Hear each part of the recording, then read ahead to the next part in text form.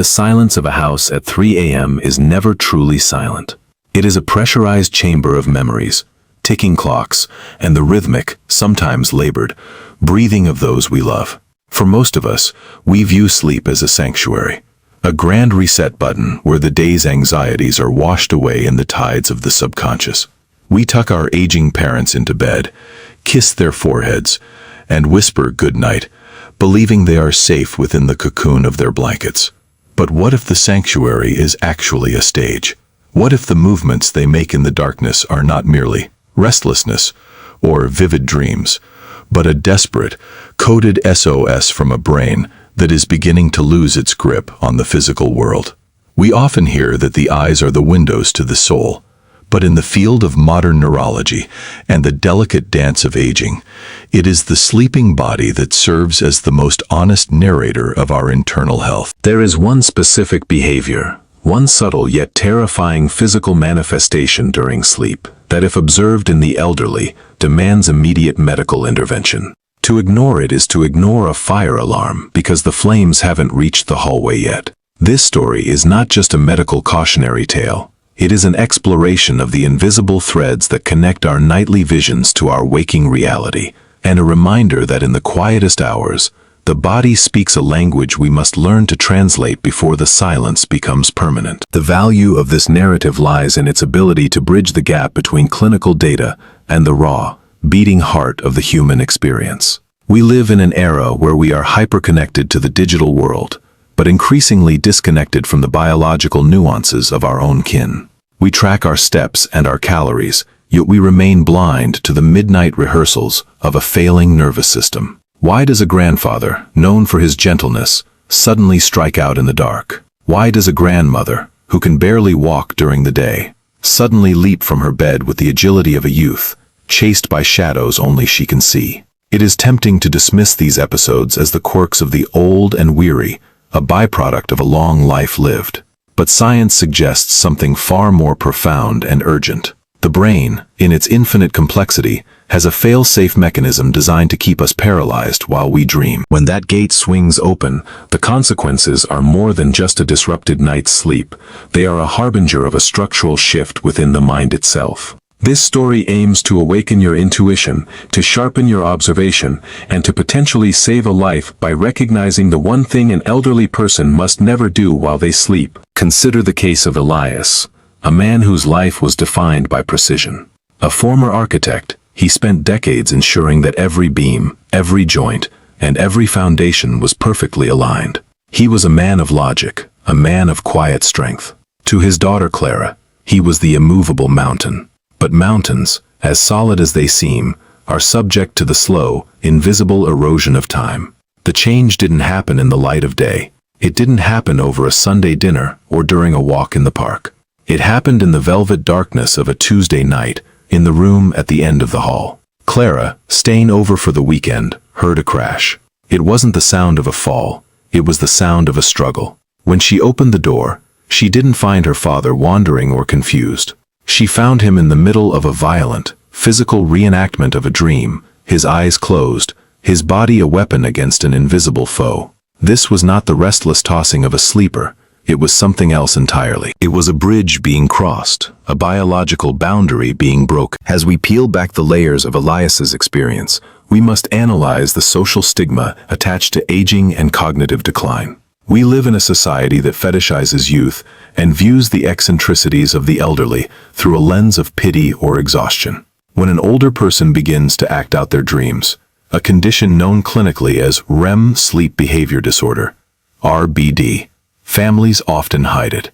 They feel a sense of shame, as if the nocturnal violence is a reflection of the person's character, rather than a malfunction of the brainstem. But this silence is a luxury we can no longer afford. The brain is a master of compensation. It will hide its deficits for years, masking the loss of neurons with sheer habit and willpower. However, the dream state is where the mask slips. It is the frontier where the first signs of neurodegenerative diseases, such as Parkinson's or Lewy body dementia, often manifest, sometimes a decade before the first tremor or memory lapse appears in the light of day. To see these signs and look away is to forfeit the chance for early intervention. Clara stood in the doorway, her heart hammering against her ribs, watching her father's hands clench into fists as he shouted at a ghost. She felt a wave of cold realization wash over her.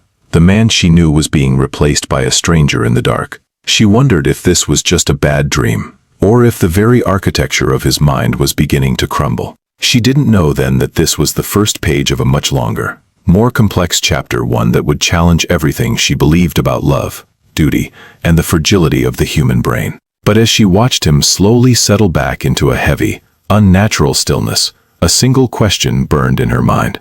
What happens when the dreams we are supposed to be protected from become the reality we cannot escape? The following morning, the sunlight streaming through the kitchen window seemed to mock the shadows of the previous night. Elias sat at the table, his movements methodical as he buttered his toast. To any outsider, he was the picture of dignified aging, stoic, composed, and present. But Clara, watching him from across the counter, couldn't shake the image of his flailing limbs and the guttural, unrecognizable growl that had escaped his throat just hours prior. When she tentatively brought up the restless night, Elias simply brushed it off with a dry chuckle. Just a vivid dream, Clara. I was back on the construction site, arguing with a foreman about a faulty load-bearing wall. Nothing a cup of coffee won't fix. His dismissal was a classic defense mechanism, a psychological shield used by many elderly individuals to maintain their autonomy. To admit that one's body is acting outside of one's will is to admit a loss of self-control, the most terrifying prospect for a man who spent his life designing structures meant to last for centuries. Deep within our collective social consciousness, we have been conditioned to believe that getting old is a journey toward fragility. We expect the slowing of the gait and the silvering of the hair. However, we are rarely prepared for the acting out of the subconscious. From a deep analytical perspective, this phenomenon represents a breakdown in the most ancient part of our biology. During REM, rapid eye movement, sleep, the brainstem sends a signal to the spinal cord to induce muscle atonia, a temporary paralysis. It is nature's way of ensuring that while our minds are soaring through the clouds or running from monsters, our bodies remain safely tucked under the covers. When this bridge between the dream world and the physical world fails, the sleeper begins to physically inhabit their dreams. This is not merely an inconvenience.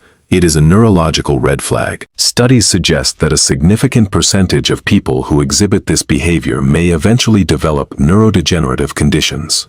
The load-bearing walls of the brain are literally beginning to give way, and the dreams are the first cracks appearing in the plaster. Clara watched her father and wondered if her concern was an overreaction. Was she pathologizing the simple nightmare? This is the dilemma many caregivers face, the fine line between being a protective child and an intrusive overseer. In our modern culture, we often treat the elderly with a benevolent ageism, where we pat them on the hand and ignore their symptoms because we don't want to upset the status quo. We tell ourselves that they are just getting older, a phrase that acts as a linguistic rug under which we sweep a multitude of medical emergencies. But, by normalizing the abnormal, we rob our loved ones of the golden window of diagnosis. If Elias's brain was indeed beginning a slow descent into a condition like Parkinson's, every month of denial was a month of lost preparation. The tragedy of many neurological disorders is that by the time they are obvious enough to be undeniable, the most effective time for intervention has already passed. As the days turned into weeks, the episodes became more frequent, yet Elias's daytime persona remained eerily intact. He continued to read his architectural journals and keep his checkbook balanced to the penny. This duality is one of the most confusing aspects of early-stage neurological decline. The brain is an incredibly resilient organ. It can redirect traffic around damaged areas for a long time, maintaining the facade of normalcy. This cognitive reserve is a double-edged sword.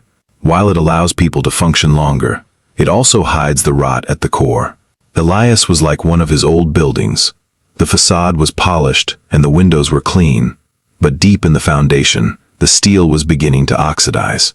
Clara began to notice smaller things, a slight rigidity in his shoulders, a softening of his voice, and a masked expression that occasionally robbed his face of its usual animation.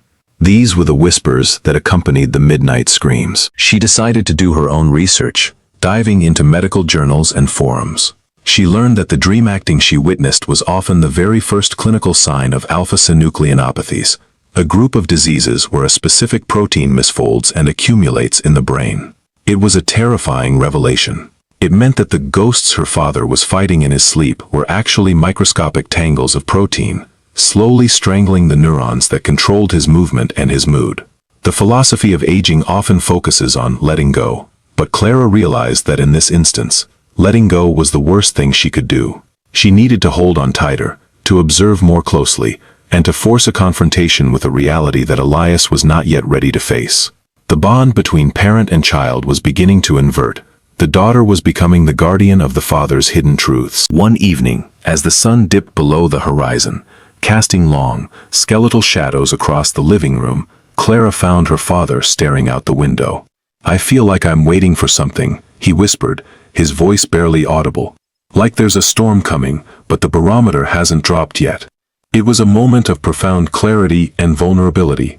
He knew, on some instinctual level, that the night self was gaining ground on the day self. The psychological toll of losing trust in one's own sleep cannot be understated. Sleep is supposed to be the one place where we are beyond the reach of the world's demands. When that sanctuary becomes a battleground, the sense of existential dread is overwhelming. Clara reached out and took his hand, her heart aching for the man who had always been her protector. The silence that followed was heavy with the weight of things unsaid. Clara knew she had to convince him to see a specialist. But how do you tell a man of logic that his dreams are an omen of his undoing? How do you explain that his nighttime rehearsals are a signal that his brain is losing the ability to keep the gates closed? She realized that the conversation she was about to have would change their lives forever, marking the end of their shared illusion of safety. But just as she opened her mouth to speak, a sudden, sharp sound from the back of the house interrupted her. A sound that suggested the storm Elias felt might be closer than either of them imagined. The sound turned out to be nothing more than a heavy book falling from a shelf in the library. But the jump it elicited from both of them was telling. It was as if their nerves were frayed wires, sparking at the slightest touch. Elias's hands shook as he reached for his tea, a subtle tremor that he quickly masked by gripping the porcelain cup with both palms. This moment of physical vulnerability was a bridge to a deeper realization. The body does not lie, even when the mind desperately wants to. In the realm of psychology, this is often referred to as somatic honesty. While we can curate our words and our social masks, our physiology eventually betrays the underlying reality. For the elderly, this betrayal often starts in the autonomic nervous system, the silent engine that regulates everything from heart rate to the depth of our sleep. Clara watched him, her mind racing with the data she had gathered. She had learned that REM Sleep Behavior Disorder, RBD, is unique because it is a herald symptom. Unlike a cough that signals a cold already present, RBD acts as a lighthouse warning of a rocky shore miles away. It is a disconnect in the pons and medulla, areas of the brainstem that act as the master switch for muscle paralysis during dreaming. When these areas are infiltrated by those misfolded proteins, the switch flickers and fails. This isn't just a glitch, it is a structural change. Analysts of geriatric health often point out that we are currently facing a silent epidemic of sleep-related neurological warnings. Because these symptoms happen in the privacy of the bedroom, and because they are often shrouded in the embarrassment of acting crazy, they go unreported for years.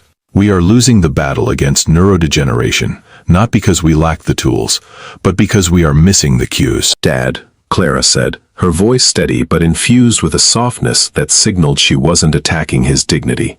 "I've been reading about those dreams. The way you move.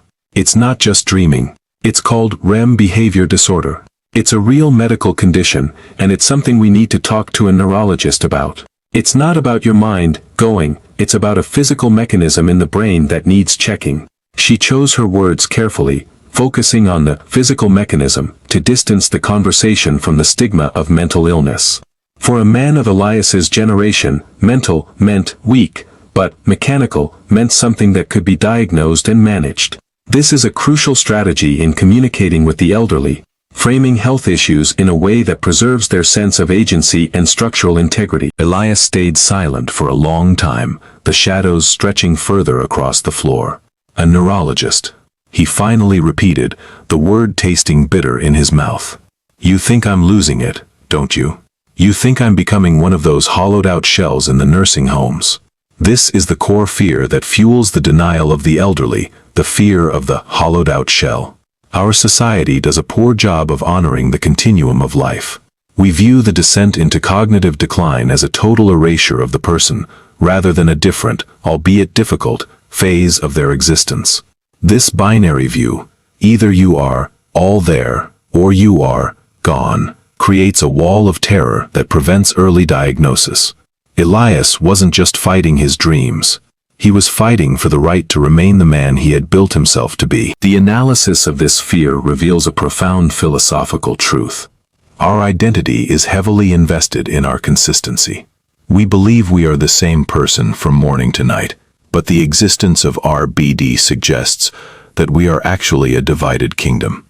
There is the day king who rules with logic and social grace, and the night king who is primal, reactive, and unrestrained by the brain's natural dampers. When the night king starts to invade the day king's territory, the sense of self begins to fracture. Elias wasn't just afraid of a doctor. He was afraid of the fracture.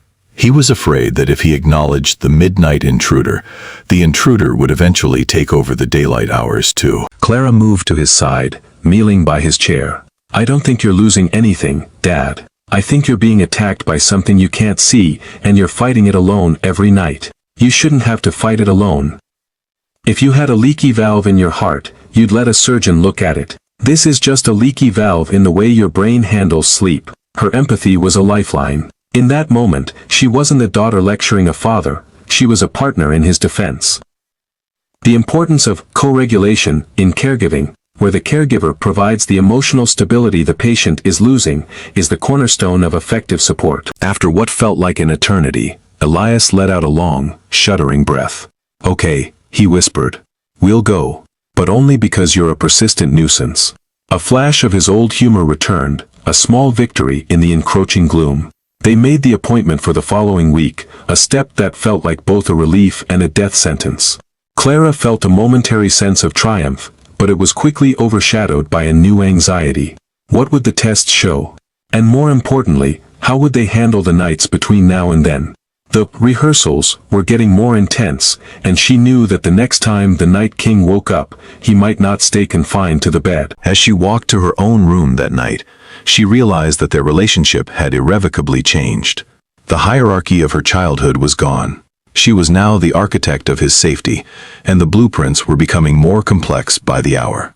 She lay awake, listening through the thin walls, waiting for the first sign of movement, the first sign that the barrier between his inner world and the outer world had dissolved once again. She didn't have to wait long. Just as the clock struck midnight, she heard the first muffled cry, a sound of someone trapped in a place where the laws of physics and the laws of the mind no longer applied. The sound that emanated from Elias's room that night was not the sound of a man dreaming. It was the sound of a man in combat. It was a rhythmic, heavy thudding. The unmistakable sound of a body hitting a mattress with calculated, violent force. Clara rushed to his door, her hand hovering over the knob. She remembered the warnings she had read. Do not wake them abruptly. To pull someone out of an RBD episode is to startle a brain that is already in a state of hyperarousal, often leading to a confused, reflexive strike. This is the biological paradox of the condition. The person is physically active but mentally absent. A passenger in a vehicle where the steering wheel has disconnected from the tires. Watching through a crack in the door, Clara saw her father sitting bolt upright, his eyes wide but vacant, his arms swinging at an invisible adversary. It was a visceral display of oniric behavior, the acting out of a dream. In a healthy individual, the neurotransmitters glycine and GABA would be flooding the motor neurons, creating a state of total stillness. In Elias, those chemical gates were wide open. From a philosophical standpoint, it was as if his subconscious had finally found a way to manifest in the physical realm. The internal struggles we all carry, the regrets, the fears, the unresolved conflicts, usually stay buried in the silence of our sleep. But for the elderly sufferer of RBD, the veil is torn. Their darkest inner monologues become public performances. This part of the journey highlights a critical societal failure, our lack of sleep literacy. We view sleep as a passive state, a period of nothingness. But neurologically, sleep is as active as wakefulness, just directed inward. When we see an elderly person thrashing in their sleep, our instinct is to think they are having a nightmare. But nightmares happen in the mind. RBD happens in the muscles. This distinction is the difference between a psychological issue and a structural neurological decay. As Clara watched, Elias suddenly lurched toward the edge of the bed. She realized with a jolt of terror that he wasn't just moving. He was attempting to escape. The environment of the bedroom, the nightstand, the lamp, the sharp corners of the dresser, had become a lethal obstacle course. The analytical reality is that many elderly people with this condition suffer significant injuries, broken hips, head trauma, or even broken ribs. Their homes, once places of comfort, become hostile architecture during the night. Clara spent the rest of the night sitting on the floor outside his door, a silent sentry against the shadows. She began to conceptualize the safety of the night. We spend so much energy ensuring our elderly parents have walkers for the day, grab bars for the shower, and easy access cabinets. Yet, we leave them completely vulnerable during the 8 hours they spend in the dark. We assume the bed is the safest place in the world, forgetting that for some, the bed is where the danger begins. As dawn approached, the activity subsided. Elias fell into that deep, heavy morning sleep that often follows a night of neurological storm. Clara, exhausted and drained, began to analyze the cost of care. There is a hidden tax on the families of those with sleep disorders, a tax paid in sleep deprivation, constant hypervigilance, and the slow erosion of one's own peace of mind. Caregiving is often portrayed as a series of daytime tasks, medication, appointments, meals.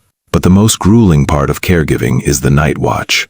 It is the lonely, silent duty of staying awake so that someone else can safely sleep. She realized then that her father's struggle was a mirror of a larger human condition.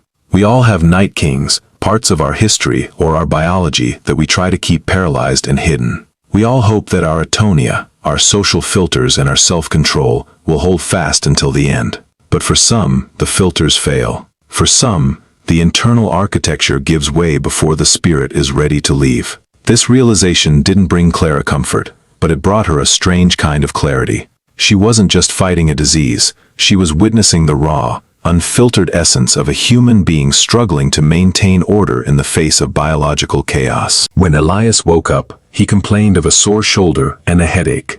He looked at his disheveled bedsheets with a look of profound confusion and a hint of shame. "I must have been restless," he muttered, avoiding Clara's eyes.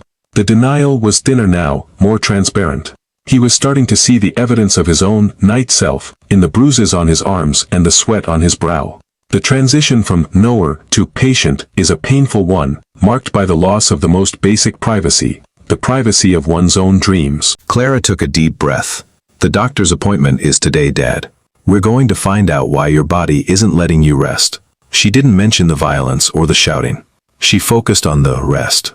In the world of geriatric care, the way we frame the problem determines the patient's willingness to solve it. If we frame it as "you are acting crazy," they retreat. If we frame it as "you aren't getting the quality of sleep you deserve," they engage. But as they drove to the clinic, the silence in the car was heavy. They both knew that once the doctor spoke, there would be no going back to the way things were. The architecture of the mind was about to be officially inspected, and neither of them was sure if the foundation would hold. The neurologist's office was a sterile cathedral of high-tech scans and soft-spoken truths. Dr. Elias, a woman whose eyes held the weary compassion of someone who spent her life charting the slow fading of light, didn't look at Elias as a collection of symptoms, but as a complex map. She listened to Clara's descriptions of the midnight thrashing and the vocalizations. She noted the slight stiffness in Elias's walk and the way his hands rested, perhaps too still, on his lap. This is the clinical gaze, the ability to see the invisible patterns that link a dream about a construction site to a specific cluster of neurons in the brainstem. "What you are describing, Elias," Dr. Elias said, leaning forward, "is more than just a vivid imagination. We call it REM Sleep Behavior Disorder.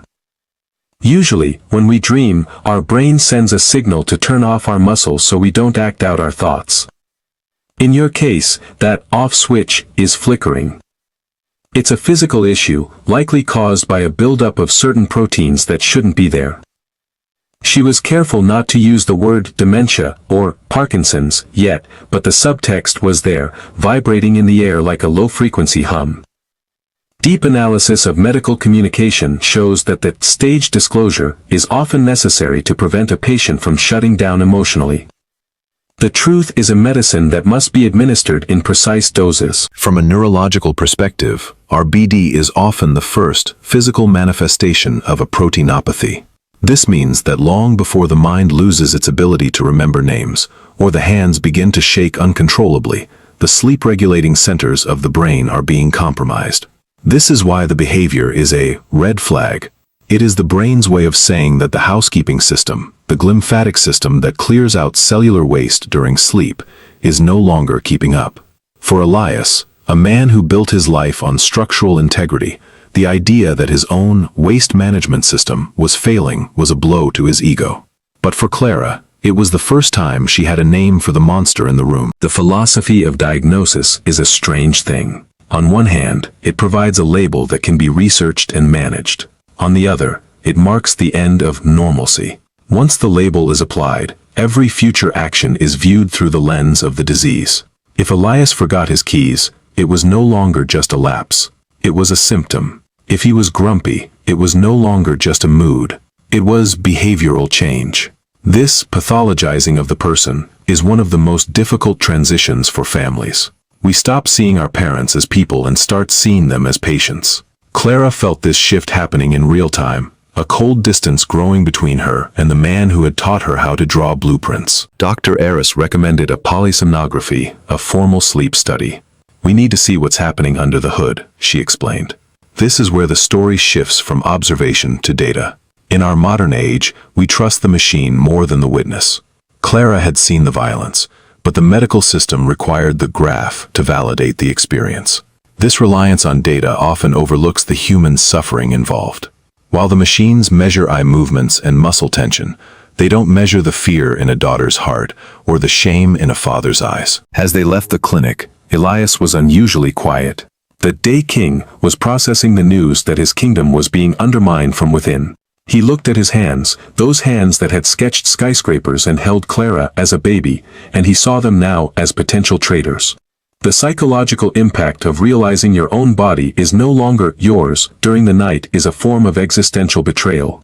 It is the ultimate loss of privacy. We can hide our thoughts from the world, but we cannot hide our dreams from our muscles when the brainstem fails. Clara drove him home in a silence that was no longer heavy, but hollow. She realized that the rehearsals she had witnessed were not just random movements. They were the brain's attempt to navigate a world that was becoming increasingly fractured. The deep analysis of RBD suggests that the content of the dreams is often defensive, fighting, running, protecting. It is as if the ancient, primal part of the brain, the amygdala, is sensing the internal decay and reacting as if it were an external threat. The brain is fighting itself, and the body is caught in the crossfire. That evening, as Elias went to bed, the atmosphere in the house had changed. The unknown had been replaced by the diagnosed. But knowing the name of the storm doesn't make the wind blow any softer. Clara realized that the next step wasn't just about medical treatment. It was about environmental adaptation. She began to look at his room differently. She removed the heavy glass lamp. She padded the corners of the nightstand. She was creating a padded cell, disguised as a bedroom. A heartbreaking necessity that felt like a betrayal of his dignity. As she closed his door that night, she felt a profound sense of mourning. She was mourning the father who was safe in his own skin. She was mourning the simplicity of a good night's sleep. But she also felt a spark of resolve. They had the information now. They had the why. Now they had to face the what next. Little did she know, the most intense part of the journey was still ahead, as the medication meant to help him began to reveal its own set of complications, and the line between the dream and the waking world began to blur even further for Elias. The introduction of medication was supposed to be the bridge to safety, but in the complex chemistry of an aging brain, every solution carries a shadow. Dr. Elias prescribed a low dose of a benzodiazepine, a sedative designed to dampen the central nervous system, and reinforced the failing off switch of Elias's muscles. For the first few nights, there was a tentative peace. The house grew still, and the violent thuds against the headboard ceased. Clara finally slept, though her rest was thin and brittle, the kind of sleep where you are still listening for the floorboards to groan. But as the chemicals began to alter the landscape of Elias's neurotransmitters, a new and more subtle danger emerged. The hangover of the soul. From an analytical perspective, treating RBD in the elderly is a high-wire act. Medications that quiet the muscles often cloud the mind. For a man like Elias, whose identity was anchored in his sharp intellect, the brain fog induced by the sedatives was perhaps more terrifying than the dreams themselves. He began to drift during the day, his eyes losing their focus as he stared at his old blueprints. He described a feeling of being untethered, as if the anchor that held him to the present moment was being dragged along a sandy floor. This highlights a profound ethical and medical dilemma. Do we prioritize physical safety at the cost of cognitive clarity? Is it better to be a quiet passenger in one's own life, or a vibrant participant who might break a bone in the dark? This period of the journey forced Clara to confront the concept of chemical restraint. While the medication was intended to help, she saw it slowly erasing the man she loved. The Day King was becoming a ghost, wandering through his own home with a glazed expression. In our society, we often over-medicate the elderly to make them manageable, a term that serves the caregiver's convenience more than the patient's well-being. Clara realized that by silencing her father's body, she was also silencing his presence. The philosophical cost of medical intervention is often the thinning of the human experience. We trade the peaks and valleys of a complex life for the flat, safe plains of a sedated existence. As the weeks passed, the side effects took a physical toll. Elias's balance, already compromised by the underlying neurological decay, became even more precarious. The medication that kept him still at night made him stumble during the day. One afternoon, Clara found him clutching the hallway wall, his face pale. "I feel like I'm walking on a boat," he whispered. "The world won't stay flat." This is the cascade of intervention, where the treatment for one symptom creates a new, sometimes more dangerous, set of problems. A fall during the day is just as catastrophic as a fall during a dream, yet we often treat these incidents as separate issues rather than two sides of the same coin. The deep analysis of geriatric care reveals that we must look at the ecology of the person. Elias wasn't just a set of symptoms, he was a biological system in a specific environment. Clara decided to scale back the medication, searching for a middle path that allowed for some protection without total sedation. This required a move toward non-pharmacological interventions. They installed motion sensor lighting that bathed the floor in a soft amber glow the moment he moved, providing a visual anchor for his brain. They placed a heavy, weighted blanket on his bed, which acted as a sensory hug, providing the proprioceptive input his brain was missing. These small, environmental shifts were an attempt to speak to his nervous system in a language it could still understand. However, the Night King was not so easily banished. One evening, despite the precautions, a new phenomenon occurred. Elias didn't just thrash. He began to sleep talk with a terrifyingly lucid complexity. He wasn't shouting at foremen. He was reciting dimensions, calculations for a bridge he had built 40 years ago. It was as if his brain, unable to move his limbs, was venting its energy through his voice. The analytical significance of this cannot be overlooked. It suggests that even when the body is restrained, the dream work continues with a feverish intensity. The brain is a machine that must run. If you block one exhaust pipe, it will find another. Clara sat by his bed, listening to him murmur about tensile strength and thermal expansion. It was a haunting experience, listening to the ghost of her father's career being replayed in the dark. She realized that the dreams weren't just glitches, they were the brain's way of processing a lifetime of labor. For the elderly, the dream state is often a repository for their sense of purpose. When they lose their roles in the waking world, they return to them in their sleep. This realization changed Clara's perspective. Instead of seeing the episodes as something to be cured, she began to see them as something to be honored and managed. But as she reached out to smooth his hair, he suddenly gripped her wrist. His eyes were still closed, but his grip was like iron. "The foundation is shifting," he said, his voice crystal clear. "You have to tell them. The ground is not what it seems." It was a moment of bone-chilling symbolism. Was he talking about a bridge from 1985? Or was he offering a prophetic warning about his own mental state? The line between the architect and the patient had completely dissolved. Clara felt a shiver of dread. She was starting to understand that the SOS from his brain wasn't just about sleep. It was a warning that the entire structure was nearing its breaking point. The grip Elias had on Clara's wrist was not the fumbling reach of a confused old man. It was a structural hold, the kind of grip that knew exactly where the pressure points were. In that moment of midnight suspension, Clara realized that the foundation her father spoke of was the very fabric of their shared reality. When a person with REM Sleep Behavior Disorder enters this heightened state, they are inhabiting a dual consciousness. Part of the brain is aware of the physical bed, but the motor centers are locked into a narrative that is decades old. For Elias, the shifting ground was a metaphor for his losing battle with his own biology. From a deep analytical perspective, this phase of the disorder represents the invasion of the waking hours. While our BD begins in the depths of our REM sleep, its long-term effects begin to bleed into the day. The neurotransmitter systems, dopamine, acetylcholine, and serotonin, do not operate in silos. A deficit in one during the night inevitably leads to a deficit in another during the day. Elias began to experience hallucinations of the periphery, fleeting shadows, the sense of someone standing just out of sight, or the transformation of a coat rack into a person. This is often the hallmark of Lewy body disease, a condition where the night rehearsals Clara had witnessed finally take center stage in the daylight. The psychological toll on Clara was immense. She was now living in a world of constant reality testing. She had to gently correct her father's perceptions without wounding his pride. "No, Dad, that's just the shadow from the tree." Or, "There's no one in the hallway. It's just the wind." This process of constant correction is exhausting for the caregiver and humiliating for the patient. It creates a house of mirrors where neither person can fully trust what they see. Philosophically, this is the ultimate test of a relationship. Can you love someone when the version of reality you share is no longer the same? One afternoon, Elias sat at his drafting table, but instead of drawing buildings, he was tracing the grain of the wood with his finger over and over again.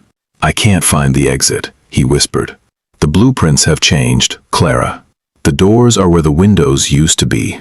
This disorientation is a profound symptom of the brain's inability to integrate spatial information, a common progression after years of sleep disruption. The brain, deprived of the restorative power of true, paralyzed REM sleep, begins to lose its spatial maps. It is like trying to navigate a city where the streets are being rearranged every night while you sleep. Clara realized that they were no longer just managing the sleep disorder. They were managing a disappearing act. The man who had been her North Star was becoming a flickering candle. In our society, we lack the rituals to honor this slow departure. We celebrate birth and we mourn death, but we have no language for the long goodbye, the years spent watching someone slowly untether from the world. We treat it as a medical failure, but it is actually a deeply human, albeit painful, transition. The analysis of this stage suggests that the focus must shift from curing to witnessing. Clara had to stop trying to fix the blueprint and start learning to inhabit the house as it was currently falling apart. She decided to seek a support group for families of those with RBD and related dementias. There, she found a community of people who spoke her secret language. They talked about night wandering, sundowning, and the specific, gut-wrenching grief of seeing a parent look right through you. She learned that she wasn't alone in her fear of the night. This communal validation is a vital psychological tool. It moves the experience from a private tragedy to a shared human struggle.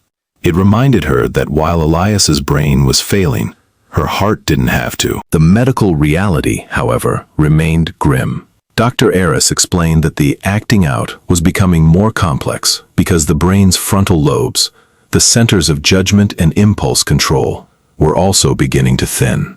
This meant that the filters that kept Elias's dream violence contained were gone. He was no longer just fighting ghosts. He was becoming a ghost himself, drifting between two worlds. The doctor suggested a move to a more specialized care environment, one designed for memory care and sleep safety. The suggestion felt like a punch to the gut. To move Elias was to admit defeat. It was to take the architect out of the house he had built. But as Clara looked at the bruises on her own arms from the night he had gripped her, and the hollow circles under her own eyes, she realized that safety was no longer a word that applied to their home. The rehearsals were over. The play had begun, and the stage was too small for both of them. The ground was indeed shifting, and if she didn't move him soon, they would both be swallowed by the cracks in the foundation. The decision to move Elias into a specialized care facility felt like a demolition of the family's structural integrity. For a man who had built skyscrapers intended to stand for centuries, being confined to a suite with rounded corners and magnetic locks was a cruel irony. In the world of geriatric psychology, this transition is known as relocation stress syndrome. For someone with a brain already struggling to distinguish the dream world from the physical one, a change in environment can be catastrophic. The brain relies on familiar sensory anchors, the specific creak of a floorboard, the scent of a particular kitchen cabinet, to orient itself. When those are removed, the Night King often takes full control, as there is no longer a familiar day world to return to. Clara spent the first few nights in the facility's guest wing, unable to leave him. She watched through the observation window as Elias paced his new room. He wasn't looking for a bathroom or a bed. He was looking for a way to align the pillars. He would stand in the center of the room, his hands moving through the air as if adjusting an invisible transit level. This is a fascinating aspect of neurodegeneration, the occupational ghost. Even as the memory of names and dates fades, the procedural memory, the deep-seated how-to of a person's life, remains etched in the basal ganglia. Elias was still an architect, even if he no longer knew he was in a nursing home.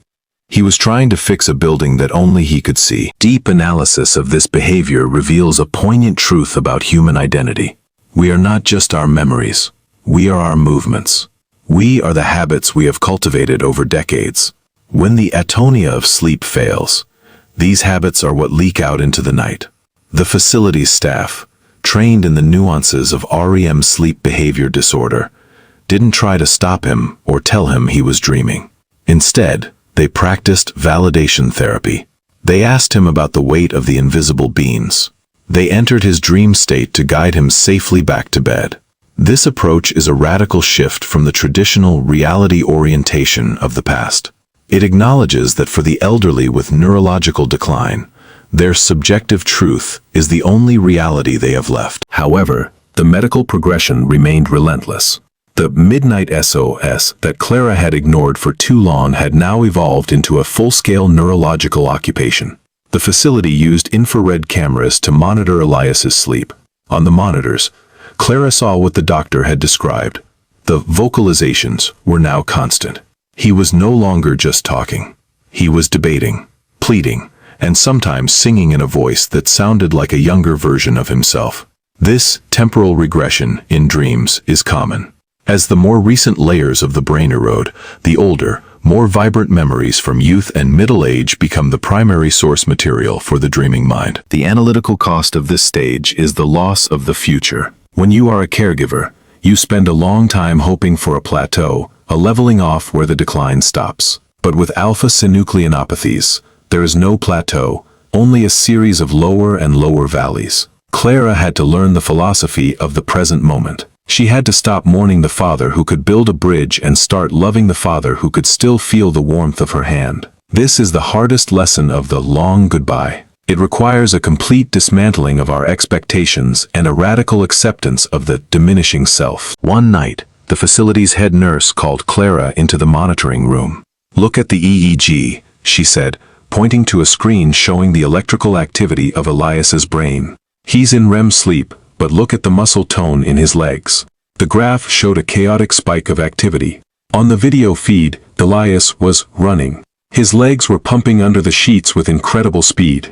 He was fleeing something in the dark. This is the ultimate danger of our BD, the high-velocity movement. In his mind, he was a young man sprinting across a construction site.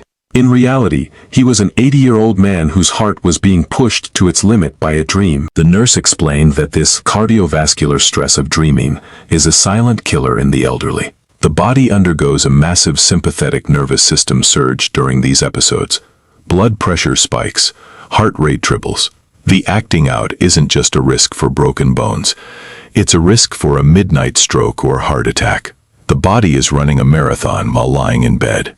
This is why the instruction to see a doctor immediately is so vital. It's not just about the movements. It's about the invisible strain on the entire biological system. As Clara watched her father run, she felt a profound sense of helplessness. She wanted to wake him, to tell him he was safe, but she knew that would only bring him back to a reality where he was trapped in a body that no longer worked. He was freer in his dreams, even if those dreams were terrifying. She realized that the SOS she had once feared was actually a cry for liberation. The brain was trying to break free from the constraints of its own decay. The architecture was failing, but the spirit was still trying to find a way out. She sat in the blue light of the monitors, a silent witness to a man running a race he could never win, waiting for the moment when the Night King would finally tire and let the Day King rest. The final descent of Elias's journey was marked by a phenomenon that neurologists call the Great Integration, where the boundaries between the dream state and the waking state finally dissolve into a single, seamless reality. He no longer waited for the sun to set to fight his battles. The Night King had established a permanent residency. For the caregiver, this is the most philosophically challenging stage. It is no longer about managing a disorder. It is about navigating a different dimension. Elias began to speak to people who had been dead for 30 years, seeing them clearly against the backdrop of the nursing home walls. To him, the facility was no longer a cage. It had become a grand, hall-like intersection of his entire life's history. From a deep analytical perspective, this progression illustrates the ultimate outcome of untreated or late-stage RBD and its associated pathologies. The leaky valve Clara had once described had now flooded the entire engine room. The protein aggregates, the Lewy bodies, had migrated from the brainstem to the limbic system and finally to the neocortex. This is the biological map of a disappearing self. Scientifically, it is a failure of sensory gating. The brain loses its ability to filter out internal stimuli, causing the inner world to overwrite the outer world. In our modern, high-speed society, we view this as madness, but in many ancient cultures, it was seen as a thinning of the veil, a transitional state where the soul prepares to leave the vessel. Clara sat with him one afternoon, holding his hand. He looked at her, and for a fleeting second, his eyes cleared. "The bridge is finished, Clara," he said, his voice unusually steady. "The cables are tight. It will hold." It was a moment of terminal lucidity, a brief, mysterious window of clarity that often occurs in patients with advanced neurodegeneration just before the end. In these moments, the brain seems to bypass its damaged circuitry to deliver one final, coherent message.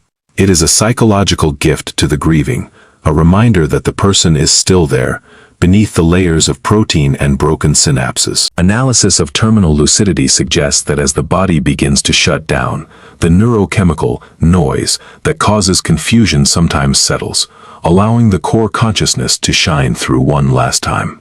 For Clara, this was the resolution she hadn't known she needed. She realized that her father's midnight rehearsals and his frantic running were not just symptoms of a disease, but the efforts of a master builder trying to ensure his final structure, his life, was sound. The dreams were the stress tests of his soul. He had been fighting not just against shadows, but for the integrity of his own narrative. As the Day King and the Night King finally merged, Elias became peaceful. The violent movements stopped, replaced by a soft, rhythmic drumming of his fingers on the bedsheets, the heartbeat of an architect still measuring the world. The transition from the active struggle of RBD to the quietude of the end is a profound shift for the family. It is the moment where caregiving turns into witnessing. Clara realized that the SOS had finally been answered, not by a cure, but by a completion. The fire alarm she had heard so many months ago had led her to this, the quiet, smoldering remains of a life well lived, where the flames of disease had finally run out of fuel. Philosophically, this journey teaches us that our bodies are the ultimate storytellers. We must listen when they whisper, and we must act when they cry out in the dark. The one thing an elderly person does in their sleep, the acting out of their dreams, is a sacred communication. It is a biological invitation to pay attention, to intervene, and to prepare. By recognizing these signs early, we don't just add years to life, but life to years. We provide the safety and dignity that every human being deserves as they approach their final horizon. Clara's story is a testament to the power of observation and the endurance of love in the face of inevitable change. In the quiet of the final night, Elias breathed his last, his body still and serene. There were no shouts, no thrashing, no ghosts. He had finally reached the atonia of the universe, a state of perfect, unshakable rest.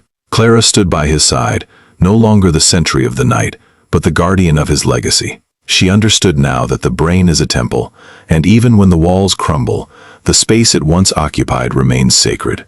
The architecture of the mind might be fragile, but the love that observes and tends to it is indestructible. This story is a reminder to look closely at those you love. If you see the shadows moving in the dark, do not turn away. The signals are there for a reason. Understanding the midnight SOS can change the way you see aging, health, and the very nature of the human spirit. If this journey has touched you or awakened a new perspective, I invite you to join our community. Your presence here helps us continue to tell these vital stories. Please consider subscribing to the channel to stay connected and informed. The final hour of Elias's journey was not one of chaos, but of a profound, heavy stillness that felt like the completion of a grand design. The Night King and the Day King did not fight a final battle. Instead, they surrendered to one another. The boundary between the dream and the waking world had grown so thin that it finally vanished, leaving Elias in a state of grace that science often struggles to quantify. The violent midnight rehearsals that had once signaled a brain in distress had given way to a quiet, rhythmic breathing, the sound of a structure finally settling into its foundation. From a deep analytical perspective, the story of Elias serves as a masterclass in the biology of the soul. When we observe the elderly acting out their dreams, we are not just seeing a medical symptom, we are seeing the brain's desperate attempt to maintain its narrative integrity. The SOS of REM Sleep Behavior Disorder is a call to action for the living. It is a reminder that the brain is the most delicate architecture in existence, and that early intervention is the only way to reinforce the beams before they buckle. By recognizing these signs, the shouting, the punching, the running in sleep, we grant our loved ones the opportunity for a managed sunset rather than a catastrophic collapse. As Clara sat by her father's bedside in those final moments, she realized that the greatest lesson of this journey was not about the disease, but about the duty of witness. We live in a world that turns its eyes away from the unpleasantries of aging. We hide the tremors, we hush the midnight screams, and we sanitize the decline. But to truly love someone is to stand in the dark with them, to decode their cries, and to ensure that even when their mind is a maze of broken blueprints, they are never lost. Clara had become the architect of her father's dignity, and in doing so, she had found a strength she never knew she possessed. The philosophical resolution of this tale lies in the understanding that we are all, in a sense, building bridges between the seen and the unseen. Elias's life was spent constructing physical structures, but his final act was the construction of a spiritual bridge for his daughter. A bridge built of vulnerability, honesty, and the raw truth of the human condition. The shifting ground he once feared had become solid again, not through a medical cure, but through the power of human connection. The atonia of the end was not a loss of power, but a final, peaceful rest after a long and courageous fight. This story is a call to awaken your intuition and sharpen your observation of those you hold dear. If you notice the elderly in your life acting out their dreams, do not wait. Seek professional medical guidance immediately. It is a sign that could change everything. If this narrative has touched your heart or provided a new perspective on the mysteries of the mind, please consider subscribing to our channel. Your support allows us to continue sharing these deep, transformative stories. Thank you for listening.